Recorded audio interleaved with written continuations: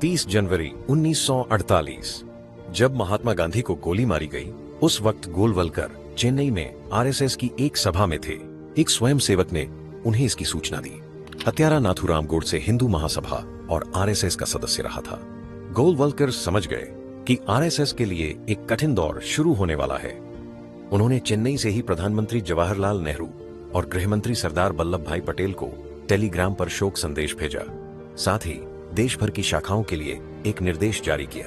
आदरणीय महात्मा जी के दुखद निधन पर अपनी संवेदनाएं प्रकट करने के लिए शाखाओं में 13 दिन का शोक रहेगा और सभी दैनिक कार्यक्रम स्थगित रहेंगे। 2 फरवरी 1948 को गोलवलकर की गिरफ्तारी हुई और फिर आरएसएस पर बैन लगा दिया गया। गिरफ्तारी के बाद गोलवलकर ने स्वयंसेवकों के नाम एक संदेश जारी किया। संदेह के बादल छट जाएंगे और हम बिल्कुल बेदाग बाहर निकलेंगे।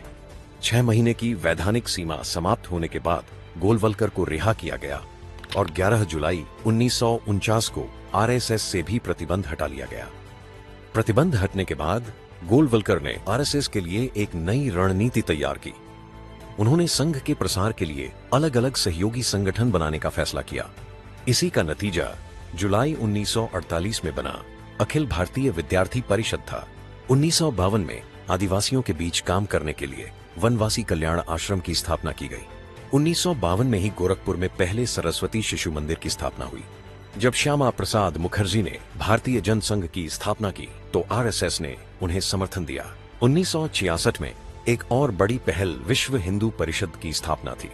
1973 में गोलवलकर अपने निधन से पहले आरएसएस को एक ऐसा सांगठनिक स्वरूप दे चुके थे जो कि भविष्य की इसकी सारी सफलताओं की मजबूत नींव साबित हुई। अपने निधन से पहले गोलवलकर ने भी अपने उत्तराधिकारी के तौर पर मधुकर दत्तात्रेय देवरस उर्फ बाला साहब देवरस को चुन लिया। 1940 में हेडगेवार का निधन हुआ तो एक चिट्ठी के जरिए गोलवलकर संघ प्रमुख बने। 1973 में गोलवलकर के निधन के बाद चिट्ठी के जरिए बाला साहब देवरस संघ प्रमुख बने। 1994 में देवरस ने बीमारी की वजह से राजेंद्र सिंह यानी रज्जू भैया को संघ प्रमुख बनाया। 2000 में के.एस. सुदर्शन और फिर 2009 से अब तक डॉक्टर मोहन भागवत संघ प्रमुख हैं। संघ प्रमुख के कार्यकाल को लेकर कोई तय समय सीमा नहीं है। इस पर सितंबर 2018 में मोहन भागवत ने कहा, सरसंघ चालक का चुनाव क्यों नहीं होता? क्योंकि सरसंघ चालक डॉक्टर एडगर रहे, इसके बाद गुरुजी रहे, ऐसे लोग रहे, इसलिए वो श्रद्धा का स्थान है। तो उसकी नियुक्ति मेरे बाद सरसंघ चालक कौन होगा ये मेरे मर्जी पर है, और मैं सरसंघ चालक कब तक रहूंगा ये भी मेरे मर्जी पर है। अब बात आरएसएस के वर्किंग स्ट्रक्चर की। सरसंघ चालक आरएसएस का सबसे बड़ा पद है। इसके बाद आता है सरकार्यवाह। ये केंद्रीय कार्यकारी मंडल का प्रमुख भी होता है। इसके बाद सह सरकार्यवाह आते हैं जो एक से ज्यादा हो सकते हैं। इनके अंडर 5 डिपार्टमेंट के प्रमुख आते हैं: सेवा, प्रचार, बौद्धिक, शारीरिक और निधि। इससे नीचे संघ चालक और प्रचारक आते हैं। ये फुल टाइम मेंबर होते हैं, लेकिन उन्हें संघ के किसी काम के लिए किसी तरह की सैलरी नहीं मिलती। प्रचारक के लिए एक अघोषित शर्त यह भी है कि वह शादी नहीं करेगा। हालांकि संघ के संविधान में ऐसा कोई प्रावधान नहीं है। वरिष्ठ आरएसएस नेताओं के निर्देशन में आर वेंकटरामा शास्त्री ने 1948 में आरएसएस का संविधान लिखा। इसके आर्टिकल 22 में आरएसएस की फंडिंग के तरीकों का जिक्र है। 1928 में संघ ने गुरुदक्षिणा की शुरुआत की। पहली बार 84 रुपए इकट्ठा हुए थे। हर साल व्यास पूर्णिमा के दिन संघ की हर शाखा में दक्षिणा दिवस मनाया जाता है। उस दिन स्वयंसेवक भगवा ध्वज को गुरु मानकर दान देते हैं। अगर रकम 20,000 रुपए से ज्यादा हुई तो चेक के माध्यम से दान दिया जाता है।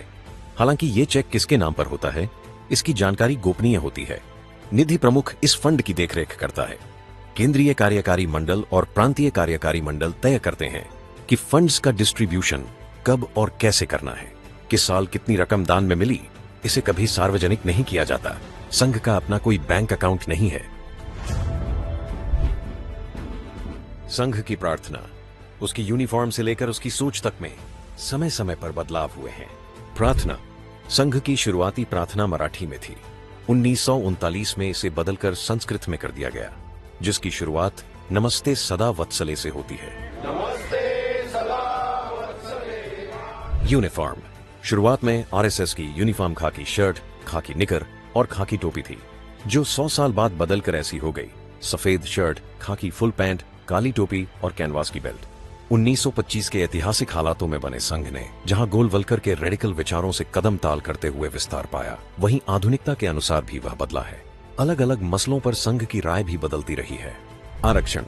सितंबर 2015 में संघ प्रमुख मोहन भागवत ने आरक्षण की समीक्षा करने की बात कही।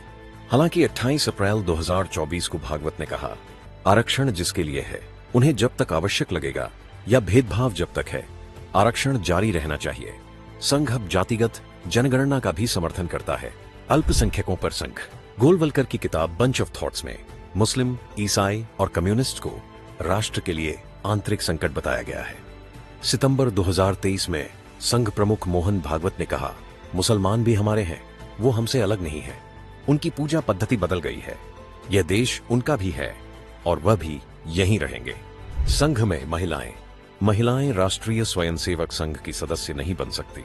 इसे लेकर संघ की आलोचना होती है, लेकिन संघ का कहना है कि जिस समय संघ का गठन हुआ यह उस समय की व्यावहारिकता के अनुसार था। बाद में जब हिंदू महिलाओं के लिए भी एक संगठन की जरूरत महसूस हुई तो लक्ष्मीबाई केलकर ने संघ से विमर्श कर 1936 में राष्ट्र सेविका समिति शुरू की। दोनों का उद्देश्य एक ही है, इसीलिए महिलाएं राष्ट्र सेविका समिति से जुड़ सकती हैं। नागपुर में 5 लोगों की एक बैठक से शुरू हुआ संघ आज दुनिया भर में फैला हुआ है। संघ का दावा है कि यह दुनिया का सबसे बड़ा स्वयंसेवी संगठन है।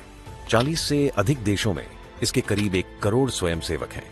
भारत में संघ की हर रोज 83,000 से अधिक शाखाएं होती हैं, जिसमें लाखों स्वयंसेवक हिस्सा लेते हैं। इसी साल संघ ने दिल्ली के झंडेवालान में अपने भव्य कैंपस केशव कुंज का उद्घाटन किया है। इस कैंपस में 13 मंजिला 3 इमारतें हैं, जिसमें करीब 300 कमरे हैं। नागपुर में संघ के भव्य मुख्यालय के अलावा देश भर में संघ के कई कार्यालय हैं। अपने गठन के बाद पिछले 100 सालों में संघ ने कई उतार चढ़ाव देखे हैं और यह सिलसिला जारी है।